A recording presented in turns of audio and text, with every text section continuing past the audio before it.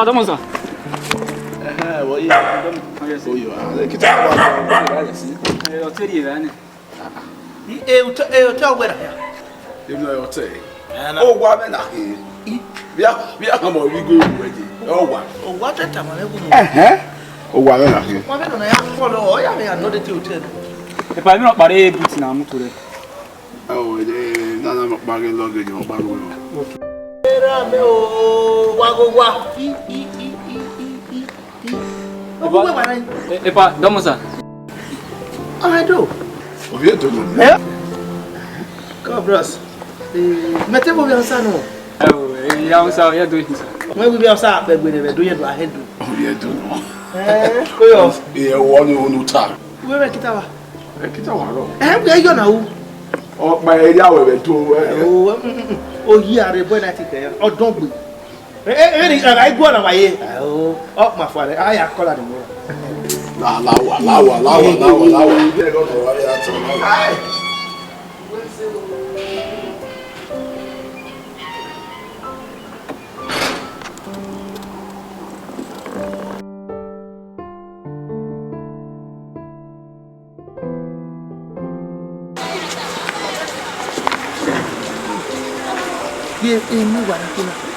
Ini guarakina baba.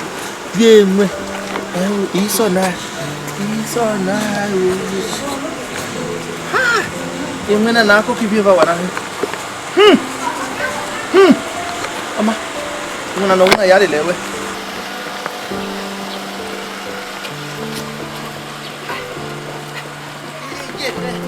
Asa na mais.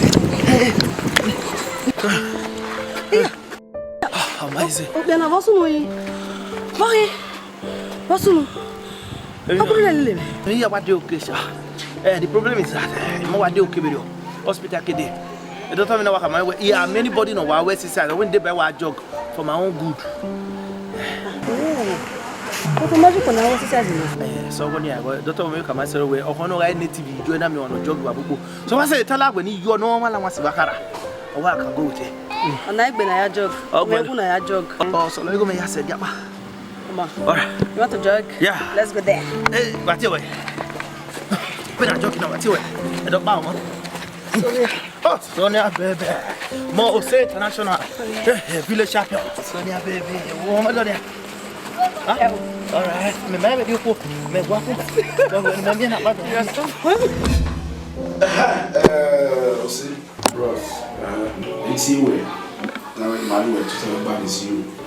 I know that do we na na we go na fe do we no kan no go we do na se ma na na na we okeki no zo e bi o enu ga yi no me na ta ma me ni na yi ko ni wo gi be wo edite ma we baba bata we iga ni we se do iya ni we adult and literacy school where we na na we go to my school no me make ya brush up no e buy ya follow up a city so when I go ati okay lo we a city we to na so na we no me na ya di school they buy no give about no dey no how well we go but remember not ya ye me for have a school ni o te we say okay so okay ha ogwa agbogwa ati ni we are going to have a happy with salary.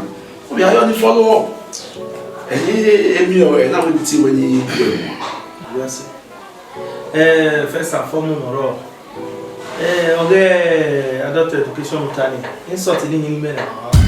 Adult education is where you have a degree. And youth. Let time youth education. If I mean, I will have me married. And I am my wife, I have a degree class. I think go key one dinner. Bros, when I know me, when me carry one when go stay work, it's treated me right for that. Now we are in mission road. Go come well with the then I was the laptop before that. Why me I wear the computer money laptop. Around those streets. Then I go see where I collect, you know where you collect. Street now for everybody. Come on, not us. We are at our daughter in the literacy school on my school man. It's where young people, if I be married here, if I go up many watch what you are here, go where on my no youth know. Eh? Ah, that's none. Wow, I'm always street. I want to go up many watch, I was street here. Yeah, it's street, I always street here. Attack begin. It may have sent. I chat. Maybe I have okay. We will not go up what. You can't bring me what? My last street na street. You know the is that. The more I see the laptop, may go and buy. You buy me 100 for. Yeah, I live away for us. We'll go as if we are. You know the thing that oh, I want to move. I'm going to move. I said, "What? Eh? You may go as if. No, everything, man. I try you. Okay, and do everything now. The woman I just want to go back all the okay, but follow the society. I just street. All the work. Eh? Where's it blend? Where's it blend? And where we are here, eh? And also now, where and we come away now. We are here in your way. Why you have to know the end? Look at zero. You don't do something. While they have been in Qatar, I want to find top here for talking.